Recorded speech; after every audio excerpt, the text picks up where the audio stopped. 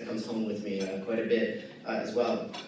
I wanted to share just briefly thoughts on the power of collaboration. So weirdly, as a kid from a small town, it's an odd thing for me to still say that I've had the opportunity to brief a handful of US presidents, George H.W. Bush, Bill Clinton, George W. Bush, Donald Trump, and President Biden, in their capacity as current presidents and then previous presidents. And sort of the power of collaboration is something that, for me in 2018, I had the great distinction to be part of the Presidential Leadership Scholars, which is a collaboration of the presidential libraries of George H.W. Bush, President Johnson, Bill Clinton, and George W. Bush. Those four individuals came together to put together a set of leadership curricula that focuses on the decision points of United States presidents over the course of those four administrations.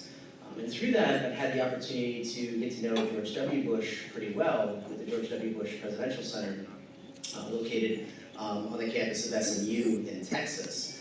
And George W. Bush has put together something called the Veteran Wellness Alliance, bringing together best-in-class mental and behavioral health providers, brain trauma researchers, and veteran serving organizations, particularly Team Red, White, and Blue, The Mission Continues, Team Rubicon, Student Veterans of America, and Iraq, Afghanistan Veterans of America. So bringing together peer-based organizations with leading mental health providers is something that is kind of unique, but what it did just before the pandemic is bring a group of Americans together with our allies for a summit on the invisible wounds of war and military transition in London, of all places, in 2019. So we brought together researchers and peer-based organizations from the United States, Canada, the United Kingdom, Israel. In the United Kingdom, I'm insulting anybody from the United Kingdom, I apologize, but Australia, New Zealand, and there is one other that I'm forgetting. But as we came together, we started to understand that the issues of mental health amongst veterans across our allies is something that is not only relevant, it's something that's important and it transcends borders. And so when we start looking at behavioral and mental health, one of the things that I think is really powerful that I learned from the gathering of those leaders is that all of us in our military service, we come from the societies in which we serve. And so when we look at issues of mental and behavioral health and well-being, placing into context the societal issues are really important as well. And so something as we've seen presidential administrations, we've seen Congress act, but the ideas of mental and behavioral health, they extend beyond our veteran community because veterans come from our American community. And so when we start thinking of solutions to well-being, the ability to bring in unique perspectives and vantage points from society, so our regular everyday citizenry through to our leadership becomes a really powerful tool in being able to contextualize veteran mental health and well-being. And so having the opportunity to work as a part of the Veteran Wellness Alliance and bringing together unique individuals for powerful solutions is something that is not only near and dear to my heart, but is extremely important to Student Veterans of America. It's why we're advocating for a unique piece of legislation that's moving through Congress right now to expand access for any veteran using the GI Bill to local VA vet centers. If those aren't familiar with VA vet centers, they're outside of the traditional norm of a VA medical facility to provide almost in like a FOB capacity access to VA care, particularly surrounding counseling and mental health resources. In years past, that has been only to those that have served overseas in conflicts earning expeditionary medals. Being able to expand access to mental well-being care to veterans using the GI Bill close in their local communities. And the last thing I'll share is we're advocating for the ability to increase the ability for VA mental health counseling through the Vet Success Campus initiative throughout. Right now we only have 96 counselors, but we have veterans attending 4,200 institutions throughout the United States. So being able to expand that resource to not only bring cultural competency to our campus-based mental health counselors, but also to bring more veterans to access the care. So I'm thrilled to have the opportunity to learn more about the approaches being done here, with the ability to have innovative solutions to try to meet veterans where they are, to make sure that access to care is not only provided, but is destigmatized, and having the opportunity that more of us understand the normalcy that it is to seek care for our overall mental well-being. Thank you so much for having me and for the food. It was delicious, and thanks for getting me out of Washington, D.C. for a couple days. I really appreciate that too. So, thank you all.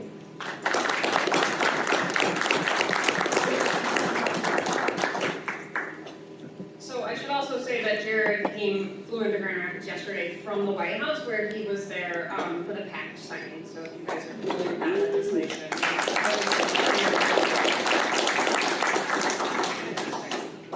Okay, so next, I want to introduce somebody who I just met 5 minutes ago in person, but who I've known for the past year. Heather, I don't think I've ever had to say your last name before. So Zavaris? Zavaris, she's Greek, has a Greek background.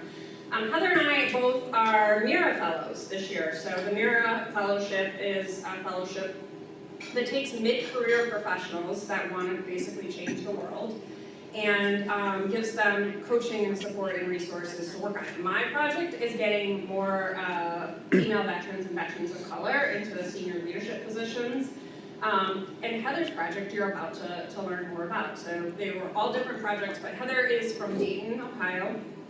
I told a lot of people that she worked for the CIA. That is not true. She worked for the State Department, so I'll let her tell you a little bit more. I think the CIA sounds cooler, but the State Department's pretty cool too.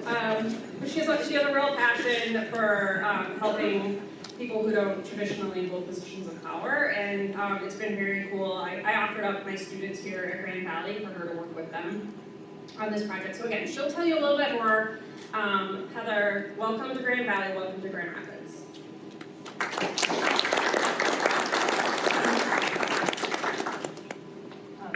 Thank you so much, Jill. You're amazing. I'm so grateful to be here and to see your magic in person. It's incredible. I feel like some of you I know very well. Some of you I feel like I have spoken to via Zoom, but it is really exciting to see all of you. So we did some pretty exciting things here in Michigan. We started in April, but what I wanted to do is just give you a little context for why we did what we did. And then, most importantly, I am going to stop talking at some point. I'm going to show you a video, and then we're going to have the real folks who did the hard work come up and answer some of your questions, hopefully. So have questions percolating about what their experience was like participating in our project. All right, so without further ado, I promise I'm going to try and get the clicker right. So I'll tell you about our approach. We'll show you a little bit about Western Michigan, and then we are going to put you to work at the very back end, okay? So reserve some time for that as well. All right, so here's my question for you all to get started. Who is typically on the problem-solving team? Any ideas?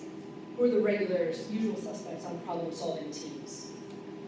Upper management. Upper management, yes, I love it. Who else? Staff, sure. The paid people, the people getting the paychecks. Who else? Experts? Yeah, subject matter experts. Officers. Yes, thank you, Jill.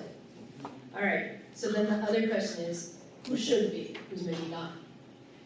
And this is where I get pretty excited, because I actually think who should be on those teams are the people living and experiencing the problems every day. Because I think that if those folks are not in the room and not at that table, we will inevitably get it wrong, or we'll try something and the community won't accept it. So why does it matter? I think it matters for two reasons. I think when the folks who are living those issues come inside the room and join that problem-solving table, and we defer, right, the alleged experts defer the stage to them, then I think we get better solutions. But I also think this other thing happens. When folks who are experiencing the problem are typically the ones who receive help, when you reframe that and say, wait a second, we need your help, right? This is not community service. We actually really need your insight and your expertise because you are living this thing every day. I think that reframing of somebody who gets help to helper can be pretty powerful when you're talking about mental health and well-being. So, we do these things. For the last 5 years, I have built a community well-being practice for one of the largest community foundations in the country. And what we did is we said, we think that there's a way to actually partner with community to solve problems, to understand problems more deeply, and to offer up innovative solutions. And this is what we've heard from those folks, right? And I'll only call out one of these quotes. You made me find my voice. This made me feel belonging, like I could contribute. Being a part of this problem-solving team changed everything for me. That was from a young woman, a black woman who's a mom of a little girl who is incredible. And Bessie joined us for a project around museums for all, finding belonging in museums. But from that one experience, that is how she felt, right, about her participation. Now, the question is, on one side, we tried this in Ohio, we got people feeling away, great. Did we get to better solutions? Well, I'll share one with you. At the beginning of the COVID lockdown, one of the issues that came up is how young people experiencing homelessness were dealing with the lockdowns. Because so often, young people were hanging out in McDonald's lobbies or in the restaurants. And if you remember at the beginning of COVID, at least in Ohio, McDonald's shut down, right? All those places shut down, so it became very clear, well, what is happening? How are these young people who are out, who are living on the streets in this moment, what's happening with them? So what we did is we hired 3 young women who had previously experienced homelessness very recently to join our team. They came, they helped us interview their peers who were currently experiencing homelessness. They helped us make sense and provided context of what we were hearing in those interviews. Then, they were part of the brainstorming team to come up with a whole bunch of different solutions. They helped us prototype and then eventually test with more peers, right? But they were an equal part of our team, and everything that we do is about like leveling or reimagining that playing field, because the most important voices in the room are not us by any stretch of the imagination, right? But it is those 3 young women who are on that team because they know that experience better than any PhD, any subject matter expert, any staff person, frankly, could. So one of the things that we heard is even though there were COVID lockdowns, right? These young people experiencing homelessness were still interviewing for jobs and working at these jobs. And they had stuff. And every time they went to their job or their interview, they were worried about their stuff. And that worry about the stuff was an albatross for them, right? Amongst all those other things, issues of experiencing homelessness offers. So we started to unpack it a little bit and we said, well, what if you had dignified storage? What if there was a way for you to safely keep your things so that that was one mental thing you didn't have to carry? What would happen then?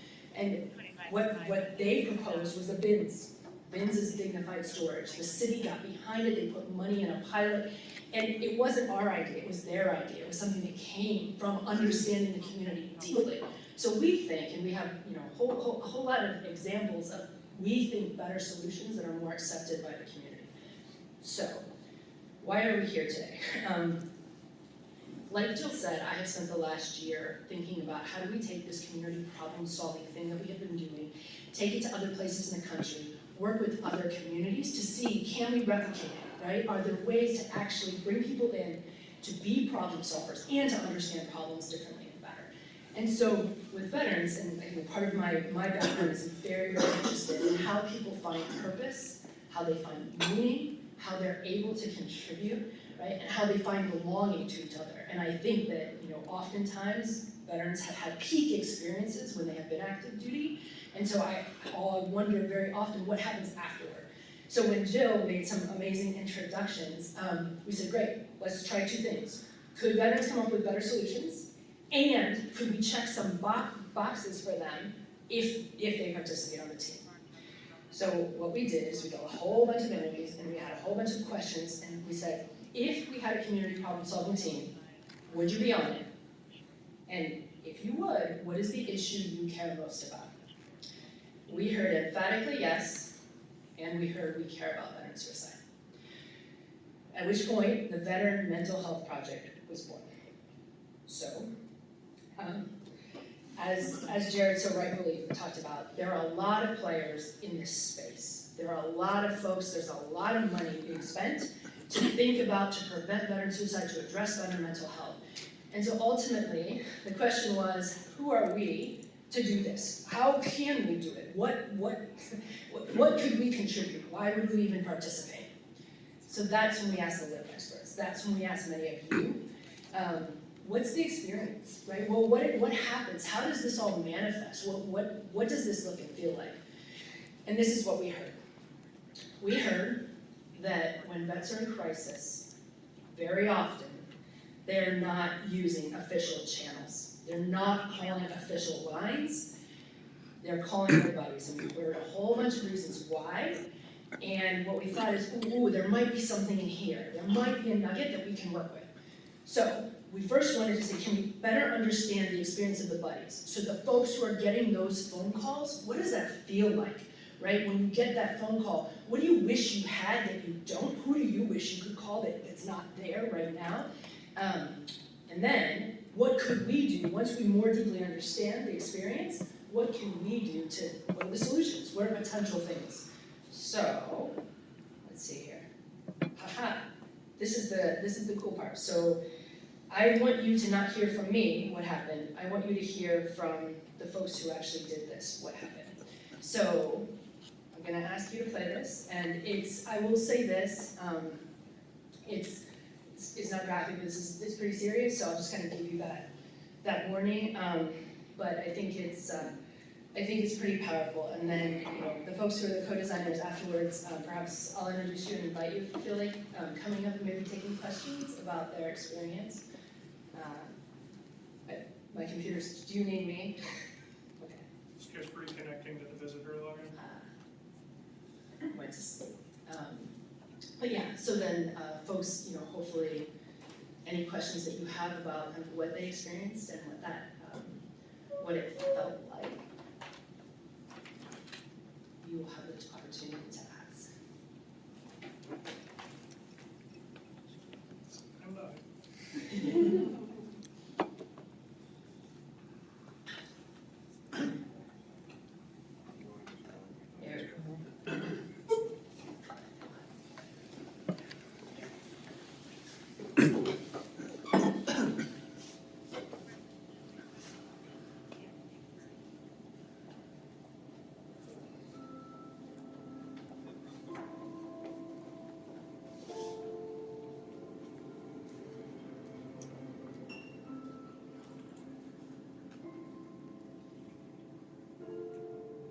My name is Devin Daniels. I'm a U.S. Army veteran, ex-paratrooper. I joined the Marines right out of high school, and I came back after about 8 years of service. I worked as a public affairs specialist and combat camera. I'm a recreational therapy student at Grand Valley State University.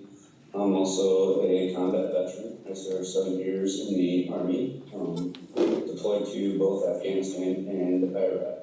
Retired U.S. Army Special Forces. Before that, I was in the infantry, so I spent my entire career in combat arms. I am Sergeant Harrison, United States Marine Corps. Served 6 years and deployed to Afghanistan my last year. It has hit home very, closely, actually. In 2020, I had 2 friends pass from suicide. On our return, we lost one of our home to suicide in April 2019. Since then, a few other gentlemen I spoke with have opened up about their struggles with mental health and suicide tendencies, depression, anxiety, and even schizophrenia. I've lost a handful of really close friends.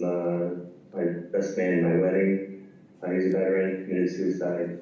Special Forces, my team leader, he's a captain in the United States Army, Green Beret, got out. He took his life. Just over the past, another friend, Marine, just in the past 3 years, I've probably lost half a dozen friends, and I think I've lost more friends since I've gotten out in 2016 than when I was active duty going to combat. I have lost 16 friends over the years. Some are drug overdoses, some are just fishing accidents, but most of them were either gunshots to the head or hanging, but, a lot of them, majority, I literally take them all as suicide, so it's pretty detrimental to me. This is, means a lot.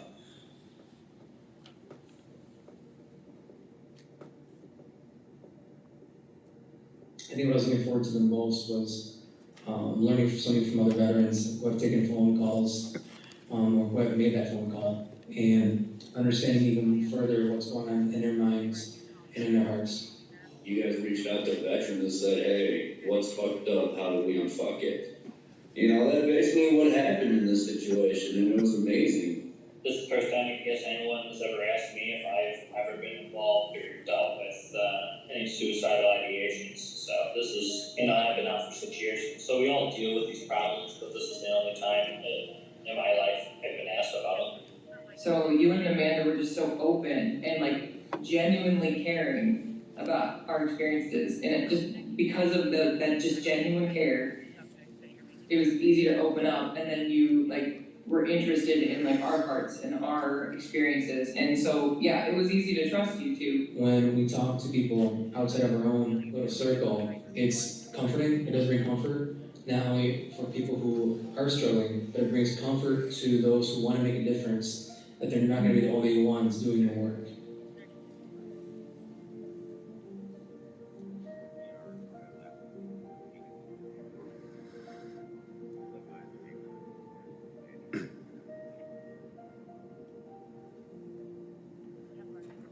I didn't realize I was a subject matter expert just because of engaging with veterans a lot. But while you guys were team leads, you let us kind of steer the ship, which was, yeah. So it never felt like it was your project. It felt like this is us, and we'll guide you through it. So that's how it felt to me. I feel that helping vets is the solution regardless of the program. That just seems to be the network that works. And talking with your friends and asking them, why do you call other vets, why do you call me? They all say the same thing.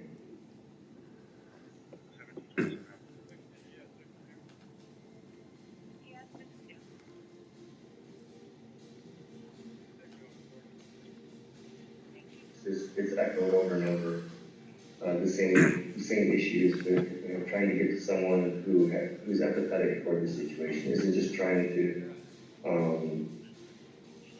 diagnose them or evaluate them.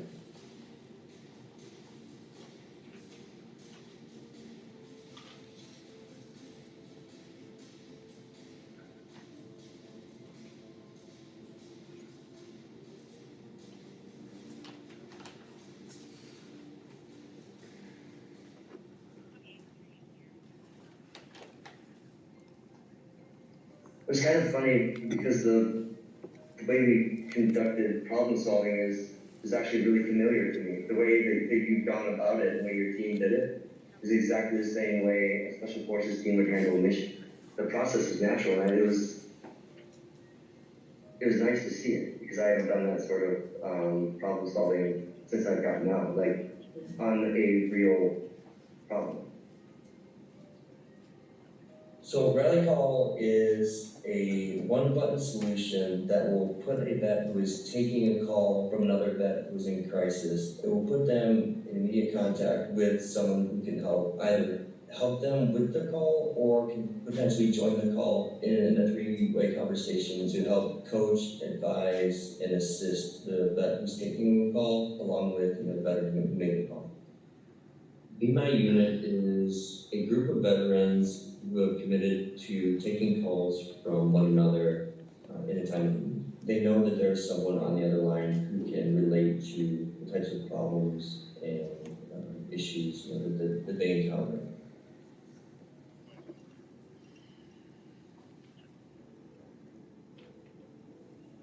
Yeah, I think I'm more hopeful about the issue at hand. When you first find a purpose, it's a beautiful thing. It's like a Christmas gift. You unwrap it, it's like, you feel like you're doing something and you're making a difference. For me, this is extreme, just actually knowing that this is another way that we can reach out to those that don't want help, that just bury themselves, because I've been in that boat too, and it's like, you know, something's gotta break. Really, this is truly the first time where, in my really big experience, where I've had a civilian come out and been like, hey, how can I help you? It felt like I was part of something bigger than myself, and that's honestly why I joined the military in the first place, is because I wanted to be a part of something bigger. Like, whether it works or it doesn't work, we're gonna actively pursue something to change it. So I just felt like I was part of something bigger, and appreciated that.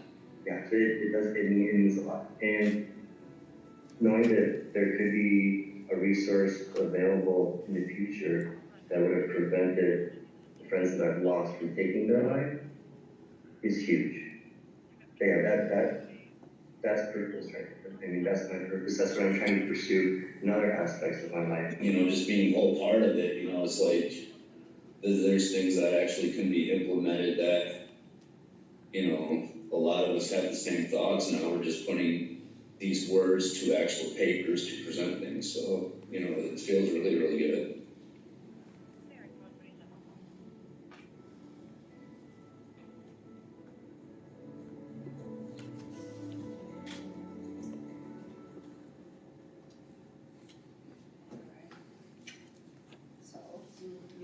So you saw, I don't know if you all want to come up, I can introduce you, I don't know. Or you can stay, whatever feels right. Jay, Devin, Sarah. Anybody that wants to be recognized? Jeff, Part of the design team.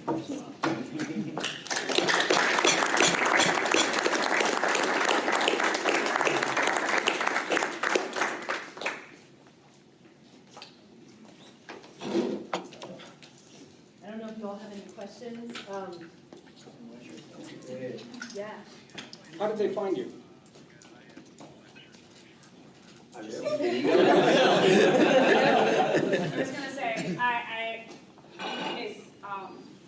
these are my students. These are people that I have gotten to know over the last 2 years, most of it during COVID, and I'm so proud of them.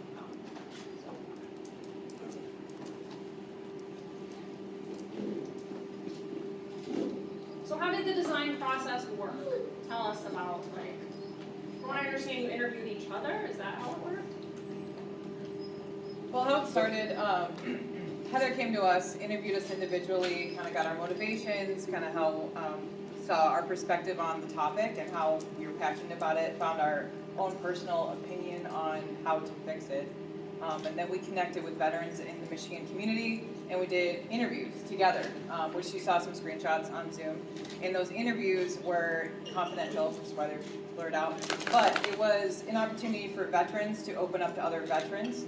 And Heather and Amanda were present, but they let us steer the ship. They let us kind of guide the interview with a list of questions, and that we were able to relate to these veterans that were talking. And some of them were really skeptical about opening up about their personal experiences, and then they found out we were veterans, and it was almost like a book just opened, and we were able to connect.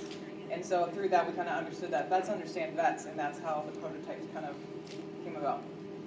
But also we were able to relate to each other too, in these experiences, because we've all taken that phone call or done these interviews, and to hear that we all heard similar things from veterans we take things from, in that aspect as well was kind of enlightening too.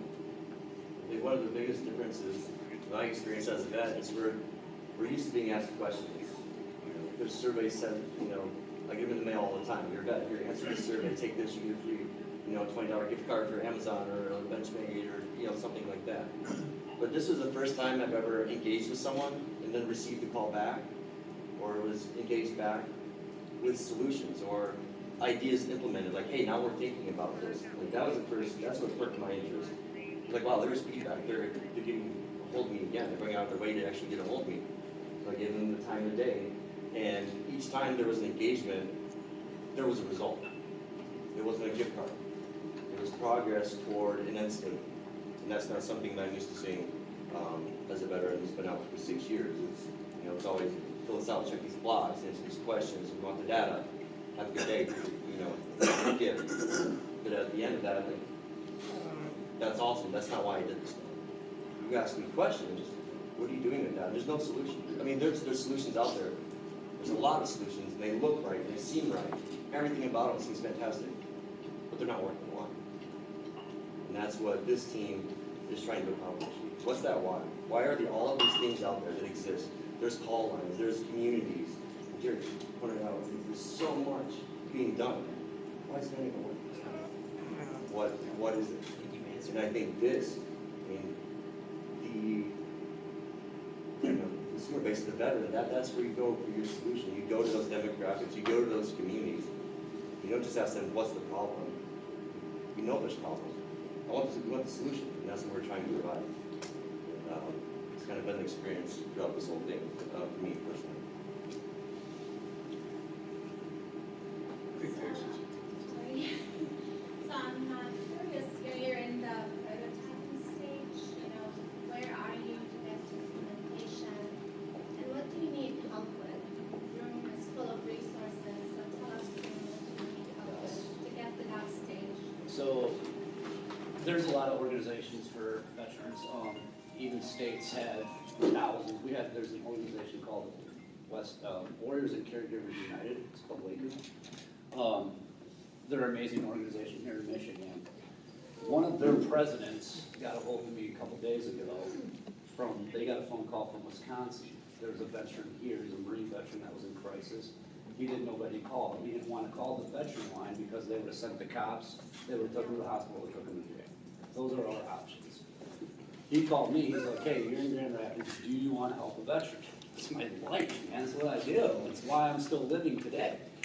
And, so I kept my phone on day and night, waiting for a phone call. There are things that do work, but why is somebody calling from Wisconsin from Grand Rapids? We should call Grand Rapids from Grand Rapids, keep it local. So I think if we implement something where we can go local to local, that's gonna alleviate a lot of miscommunications and a lot of missed calls. And I think, to push on it a little bit too, so this is like phase 1. And phase 2 for us is how do we imagine what these prototypes actually are. So we've started testing, and Jay is really running point on that for us here in Michigan, to get folks to say, okay, if we have a vet run line, do you want to volunteer? What do you imagine it will be? So it's actually co-created. It's not, hey, here's the thing, sign up for it, right? It's like, no, what do you imagine? What's the kind of commitment you would want to make? What's the kind of training that you want to have? What's the kind of social connection would you want to have to your other veterans who are actually manning that line? So we are in the process of doing that right now, and I think there's lots of ways to support that piece, and then we're also kind of figuring out, okay, what could it look like after the 3 months of testing to say, all right, could we make this for real here? And actually, we have members from our prototyping community here. If you guys want to raise your hands. And Tim over there. As we move forward in the prototyping, these are people who are continuing to participate in the process, see what we do. And I think this is exciting, right? Because like the prototypes, so Jay's like recruiting people, and I get a text like every other day, hey, and he's up to like 15, and I'm like, what are you getting people signed up for, Jay? But that's the thing, right, is that's feedback. That's feedback for our team that, hey, this is resonating, people want this, let's figure it out. So it's standing up the volunteer part first, and then figuring out what do we need to do to make people trust this, and where does it sit in the continuum of services as well. So part of that process through the recruiting, there are many people that I don't have the time. I've got 3 kids, I'm a full-time student, I'm a volunteer firefighter, I have X, Y, and Z. That's good. That's information for us, because that is the modern vet. That is our lives. Those are the things that we're dealing with. So even when the offers decline, that information is useful. What would it take for, if you're saying, what would it take for you to say yes, to just participate in some way, shape, or form, to feel that sense of belonging, be part of a community? Are you guys facing any hurdles or any kind of problems that you want this group to help you solve? Is there something that we can actively do today? We got an activity that we're gonna get to toward the end there. As far as training is our first hurdle in prototyping. We've heard that people, the veterans, we dread, but we appreciate receiving the calls, if that makes sense. It's kind of those things you don't want to happen, but you're glad that they picked up the phone. Now what? And I think that's the fear, is, we don't know where this person is gonna be. If they're gonna be sitting, my last call from a friend, they were intoxicated at 8 o'clock in the morning in the parking lot at work. Video call. What do you do in that situation? Wake up to that video call. I haven't had coffee, I'm still waking, wiping sleep out of my eye, and I've got someone who really needs my help, like right now, like now. I wish there was something that I had that could just kind of give me that little help, because I'm pretty sure I can talk them down, but how do I prevent that from happening again? I need that resource. This doesn't keep occurring. We have to end the cycle or something. Training for the best taking calls. Answer questions. Yeah. And awareness, and I think like we can provide contact details and all of those things, because if you're like, hey, I see I could be a volunteer in this, great. If you're like, I see I could be a sharer of this number to other people I know, great, right? So I think there's lots of ways, and we'll give you contact details and things like that for all of that. Can we use the microphone? I don't know, is people having a hard time hearing? Does this work? Yeah, it's on. So this may be a little bit early in my question, but I'm wondering, as you and other people find themselves in that position of assisting someone who is in crisis, in the mental health world, they make sure that those people have places to go to sort of get through the process themselves, because now you're taking on somebody else's angst and helping them, and it will affect whoever's involved in that. And having that opportunity to do so is fantastic, and I know that's so important to you, but I do kind of wonder about that next level of how we maintain your health going, the provider's health going forward. So I could probably answer that one. So right now, we want to answer the immediate. So you get a phone call, you don't know what's going on. I think you can probably describe this, the angst about receiving a call really well, but what do you do if you don't have the expert response to that? That's what rally call is. Push a button, you either get a licensed or trained therapist, psychiatrist on the phone with us, 3-way, or they can coach you through depending on the situation. So that's step one, to like engage the immediate, like talk them down type thing. Where to go will probably be follow on. So this is like the prototype that we're working on, or Be My Unit. It kind of spurred from the idea of Jill's Be My Eyes group and it, like we discovered, veterans get veterans, veterans listen to veterans. So if there's a unit, like all of us, just if somebody had a phone call, I bet you like 99% of this room would be like, all right, drop everything, let's see what's wrong. That's because vets get vets. We all know that, but doing the interviews, we heard that over and over again. It was data, qualitative data that we were getting. So Be My Unit is another prototype where somebody could call another veteran that gets you, and people just drop and answer that phone. And I would also say, so I think it's an exceptional question, and the workaround right now is people are taking those calls, y'all are taking those calls without any support in this moment right now. So I think this Be My Unit, anything that we do to offer support around that is hopefully improves that workaround, right? So that y'all are carrying all of that extra as well. One of the bonuses of the Be My Unit, since it's geographically designed, is if you're a veteran who's been disconnected, you separated, and you're in a new area, you had to leave where you're from to get a new job.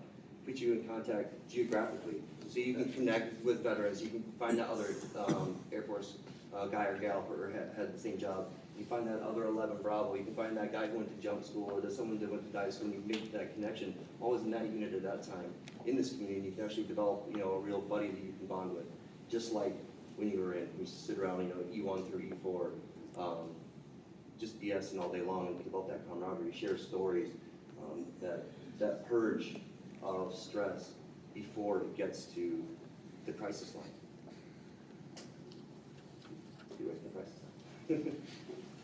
Thank you. Good afternoon, everyone. My name is Todd Breen. I retired from the Army 11 years ago, and unlike a bullet, what I'm about to say and ask is not directed at any one individual. It's more of a shotgun blast that involves a couple people. So this morning at 11 o'clock, I was at the Cutoff Center on the Ellendale campus. Why would I be there? Because that's the only message I got. It gave me a time, it gave me a location, thank God, it didn't give me a uniform. But anyways, I got no news, I didn't know until going out there today that I guess there was a meeting this morning at Kirkhoff, and now you know my reason for being late here. So my question, two of them, the first one is that effective communication? I guess it's a rhetorical question. It sounds like the comms were down, because my second question is, isn't that kind of leaving your buddy or your comrade behind? Because I was not given any detail other than 11 o'clock at Kirkhoff. That's all I have to say.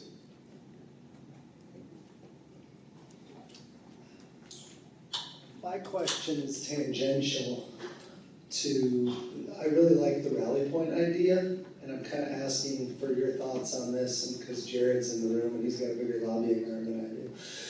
But do you think the effort of veteran wanting to talk to veteran, I lost one of my best friends July 9th to suicide, and we had spoken on June 11th, and I thought everything was going really well, and maybe it was, and he's had it was an awful thing, but we have troops to teachers programs, we have troops to truckers programs, we have helmets to hard hats programs. I'm unaware of anything that pushes or encourages veterans to get into being therapists, to being mental health clinicians. Do you think that would be a benefit in addressing the problem? And do you know, or Jared even, do you know of any programs out there like that? I mean, I've been a veteran for 10 years, and I guess I've never heard of that or even considered it until the things we just talked about today. So I know there's a lot of organizations out there that push information on how to fight suicide and how to be more situationally aware of what's going on. I think the standing point behind rally call is for the individuals who aren't trained, because a lot of us, whether you're in or you're out, you're given a card, you kind of said, hey, these are the symptoms, watch out for. This is for the individuals who want to be there for their brothers and sisters and help them out, but without having the prior medical and extensive years of knowledge of going to school to figure out this stuff. It gives the ability for me not to leave a veteran or my buddy behind, but to be on the call with them while you have a trained professional who can then assist or take over. Ideally to kind of take away the burden, God forbid if that was your last phone call and I didn't have the proper training and now I feel, regretful and I feel at fault here. So hopefully by using this rally call, if this ends up becoming a real thing, it's to, have trained professionals there to assist with people who are not trained to handle these things, but you're still there for, your brother or your sister. But just, getting guidance, the guidance that we don't have now is, it's just kind of, hey, go on Google, call, you got the VA hotline, that's kind of it, man. We're kind of thrown to the wolves here. So this is just another way to assist us. Thank you. Just to answer your question, no, I'm not aware. There are a lot of veterans into fill-in-the-blank career. But I think relative to just national mental health as comprehensively as I can define it, we're at a shortage for professionals in that field extensively. I think that relative to trying to attract veterans to those roles, I think outside of the veteran community, there might be some stigma to overcome about the veteran population, our own dealings with behavioral and mental health, as to whether, to us it feels like a very ready-made solution. Of course, we would want more veterans. I don't know if you went to national mental health conferences and presented that idea, they would be like, I don't know, I'm not sure.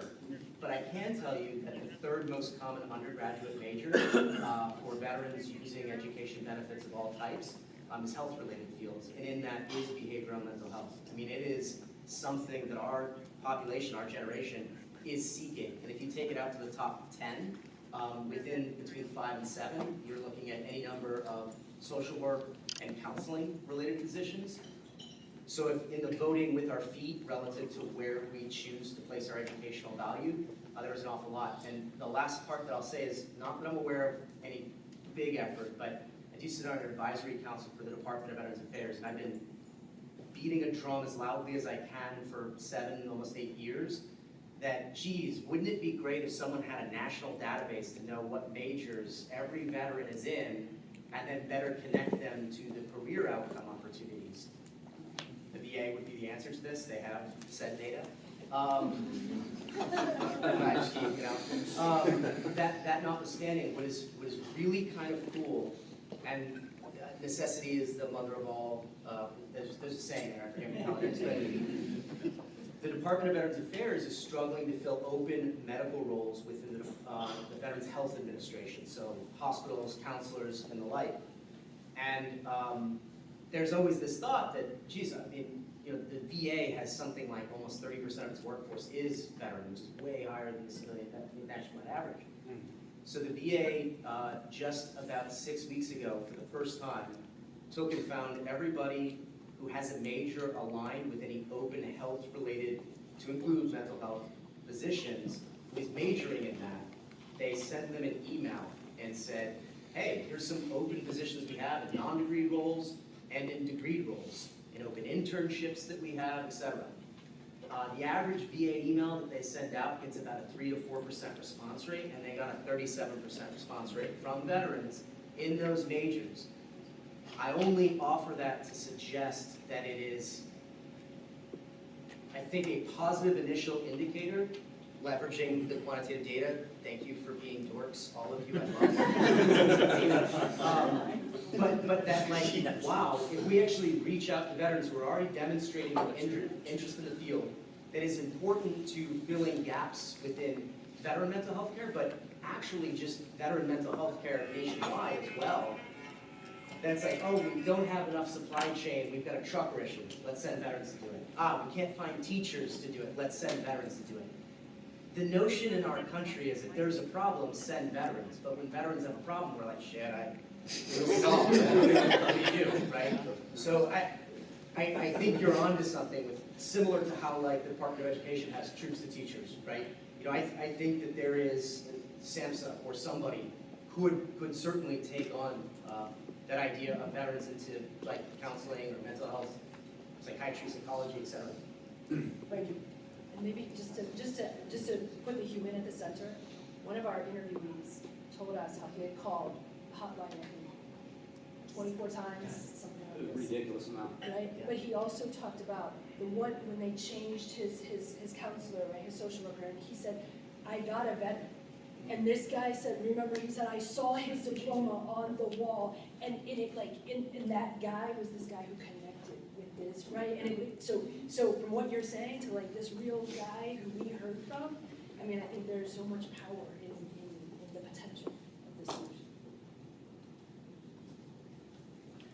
Hi, my name is Christian Lee, Air Force veteran for a little over 2 years now. And listening to the design and the build and makeup of how this project has come along so far, it is something that's very interesting and puts a lot of thought into caring for one another. However, another aspect that sort of came to mind when I was thinking about the layout of this all is the military as a whole, just based on its structure, is very diverse. There are a lot of different walks of people from different locations and everything like that who may end up in places that they're not normally used to. So how would you go about vetting to ensure that someone who is calling on a specific issue is going to get someone who is sympathetic to that issue and actually cares about the problems that they're facing, not just because they're a veteran, but because of the person that it is attached to? Whether it might just be LGBT issues or trans issues or other issues that people from the same branch could have very different opinions on. I think that is a really great point that needs to be considered, and I think, like we said, the rally point is the initial contact, the initial back off the ledge. The follow-on counseling should be considered in these prototypes, and then how to do that specifically. I think we need to look more into that, because right now we don't have an answer too deep into follow-on counseling, because this is like an idea developing. But definitely, I think that should be a priority. That's important. You bring up a good point, because there's that common ground of that identity of veteran. So by leveraging that alone, that uniqueness, to manage the present crisis and find that common ground to walk on, so that you're able to call or to reach a point where we can start getting into, other communities maybe, and then seek out, communities that they feel, that they identify with as well. But that initial one, that veteran, that connection that you and I made, you know, digging flowers out of rocks, you know, that initial one is the one that matters. And I think it's powerful in capitalizing on that, to kind of help us get us through this community. Hope that answers.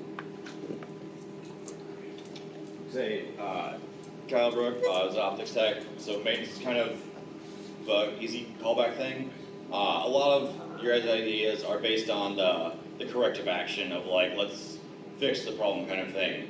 But one of the best ways of making things not break is preventative maintenance.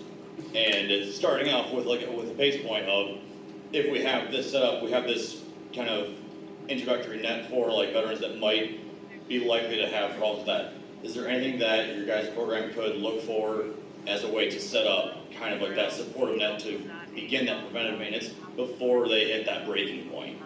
I mean, I think it starts with all of us, man. So we are the preventative measure. We're just trying to get more professional assistance, I think. And we all have to be there. Like we've been trained, you know. We just got to be there for one another, and that's the most important thing. But I don't think we should have to bear all the weight, is all. Yeah.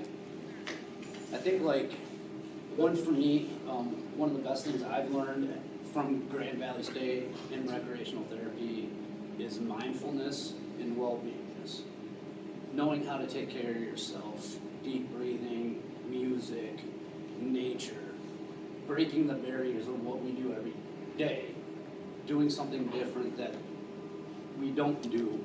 I think that implementing that and learning and teaching that will definitely bring a whole new ballgame to this phone call and to us. And not just with the phone call, with the BMI unit, the geographical location is, you know, kind of like what we have in the vet center. It's a reason for people to make that personal connection, because after today, those of us that have shared numbers with each other in this room, vets, I think we'd all feel comfortable calling each other. Once, you know, you make that community, that initial butt sniffing has been over. You're like, all right, we're on the same plane. We can speak the same language. We come from the same culture.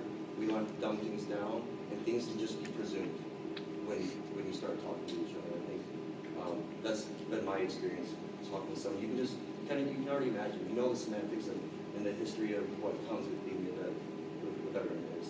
So I think that that answers the question. The community based. That's the preventative thing. Is that bond we form in the process. That the crisis line. So, I've got a question. Joe, Army and Gvsu Grab Tanks. The PMCS thing is critical. I'm curious, are you collecting data, these experiences, the developing an understanding? Because in design thinking and human-centered design, the end result is, okay, we have a wider understanding of what the problems are.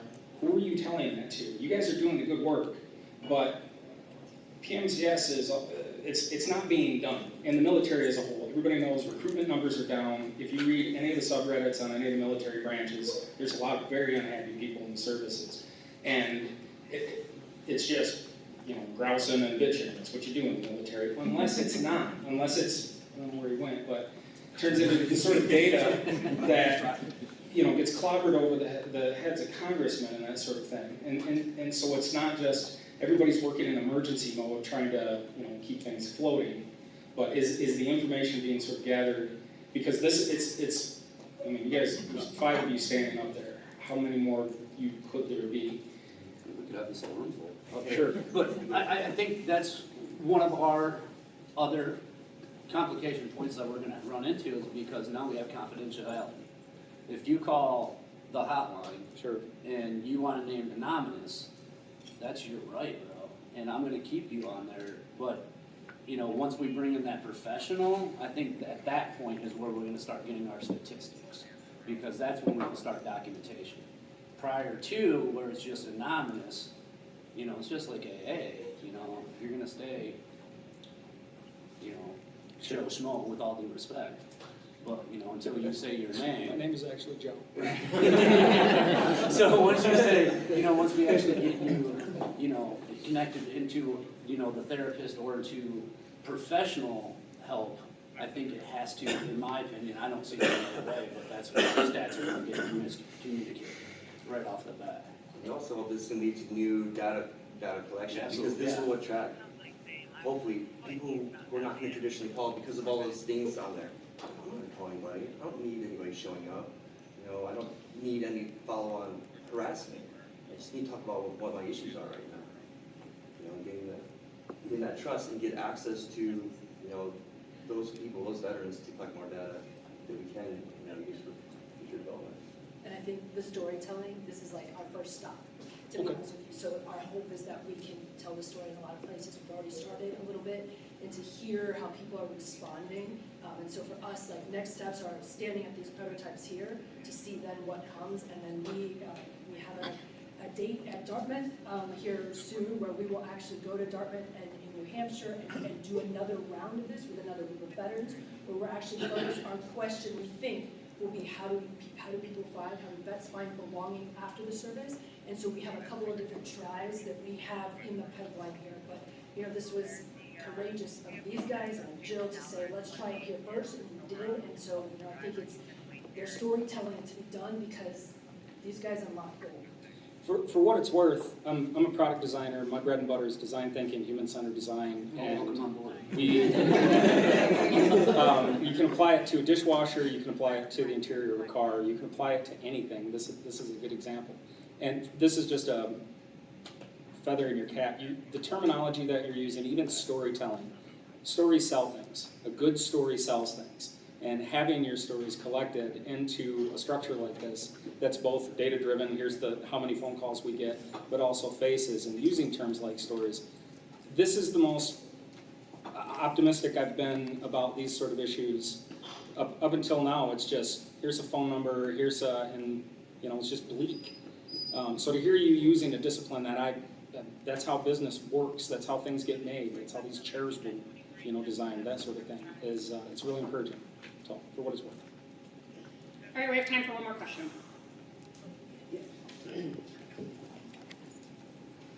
Joe in the Army? Really? That was sounds made up. No, I'm kidding. Just first, Sergeant Schmo. He's a paid officer. I wasn't standing at attention, or I shaved today. So, first, thank you for what you're doing, and then just a couple of thoughts. I admire so much the solution because you're not trying to be comprehensive. You're not trying to be broad-reaching. You're trying to be specific. And the differentiation that I've seen in your solution is, I mean, you say encouraging, right? Like same, right? You're not trying to do what everyone else is doing. You've identified a key, I think, problem that continues to persist because there are billions of dollars. There are hundreds of thousands of people trying to work on this. At the end of the day, who are you bringing into the conversation? It's a lot of the professionals, it's a lot of the subject matter experts, it's a lot of et cetera, et cetera. But I think something I heard here today that I'm no expert in mental health, and I don't mean to even pretend, but I've not heard that notion of you're trying to prevent that call that I think is so relatable to this room. And that's, I mean, I had a similar question to the sort of representation question that was asked earlier. But I think one of the key differentiators about what you're doing is you're not calling something amorphous. You're answering a call not for the veteran community, not even for a specific brand. You're answering a call for your friend who happens to be a veteran that is going through something that they reached out to you, right? And any one of us that finds ourselves in that situation, it's anxiety, helplessness, I mean, all of those things, like what the hell do I do? And you've got, I hate to be so simplified to call it an easy button, but you've got something that you can add an instant intervention before you ever have to hang up the phone with that friend who called you, who trusts you, who didn't call the VA for, the reasons that y'all have there, or any resource. Totally. To include, they might take my guns, which is so hard in the conversation of suicide because the leading result of suicide in the United States is small arms. That notwithstanding, there's no threat by reaching out to you, but the challenge is that none of us are trained mental health professionals. And so yeah, preventativeness and the comprehensive side of it, all of that has to be part of the solution, but I think Jed, you said it when we've got all this stuff, but it's still not working, so what is the thing? I think you've started to really tap into something that is not working. I have a request less than a question. So for the Veteran Wellness Alliance that I mentioned with President Bush, we've brought together a lot of the experts, right? But we've added the peer-based organizations to specifically, I don't know if other branches have bullshit flags, but to raise them when necessary, to say, yeah, I hear you there, but it's not gonna work. And with as many conversations as we've had over the past 3.5 years, never have I said like, what do I do if my friend calls me? We do have something called Check-In that we've launched. It's a group of counselors that will literally connect a veteran either who reaches out themselves for the service or a buddy you can reach out on their behalf, but not in real time. And I think that real-time differentiation that you have for when you or a fellow veteran gets the call from one of our friends who's a veteran, not some institution, not an organization, not a government entity, not a nonprofit, you the friend. And so if you might be open to it, we meet quarterly via Zoom, or we tend to meet around the country. We're mostly at like hospitals just because of the hosting, but if you'd be willing to share some of these results, I'd love to have all or one of you, if you'd be willing, just sort of share it with folks that are kind of at the intersection of trying to solve for this problem, in which, by the way, the VA, the Department of Defense, they're represented in this alliance as well, and people are looking for the solutions, but you're so keenly aware because it was your feedback from the experience. I mean, I don't know if I'm the only one, but it was really emotional to have y'all explain it the way that you did, in a way that's visceral and real for likely that call. I mean, that's the thing. So I just wanted to thank you. I think you've done something to impress the hell out of me. You've identified something that I haven't heard before. Again, I'm no expert, but I have a pretty reasonable understanding of the landscape. And that little peer-to-peer, like that friend that's gonna reach out to you, and what do you do from there, that's differentiated in a way that I've just not heard. So if you'd be open to it, I'd love to have you guys come and present if you'd be open to it. And otherwise, just thank you. Yes, and I would say this. Remember, y'all, when we talked about there's a system and there's a workaround, and that idea of like, I think telling the system what you all know so deeply and so innately feels like this amazing opportunity. So I think yes. I think we're on the cutting edge of the direction of mental health treatment at the crisis intervention level, right? It's not the overall well-being, it's not lifelong, it's at the point that you can't come back from. That's when someone's reached out to a friend. And you're trying to be that preventative stop from having it go to an irreversible decision, right? And that is just, it's powerful, it's heavy, it's a lot, but it's beautiful and it's elegant, and it is so specific that I really think you have legs here. Bravo.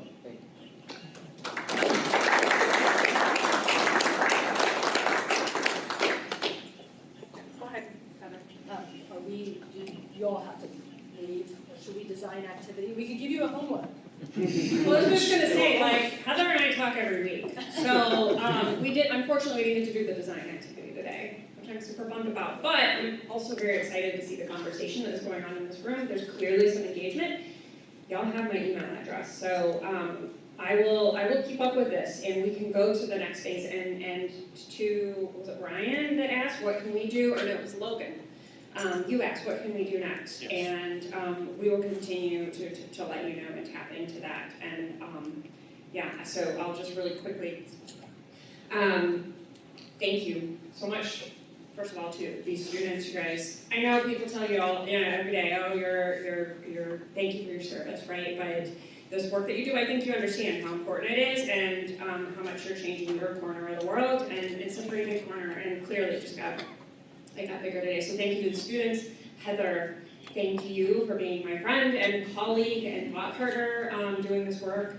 And whatever you need, you let Grand Valley know, because we are very excited to be the first one to support this project, and we will continue. If we got to work with Dartmouth, heck, if we have to work with Ferris.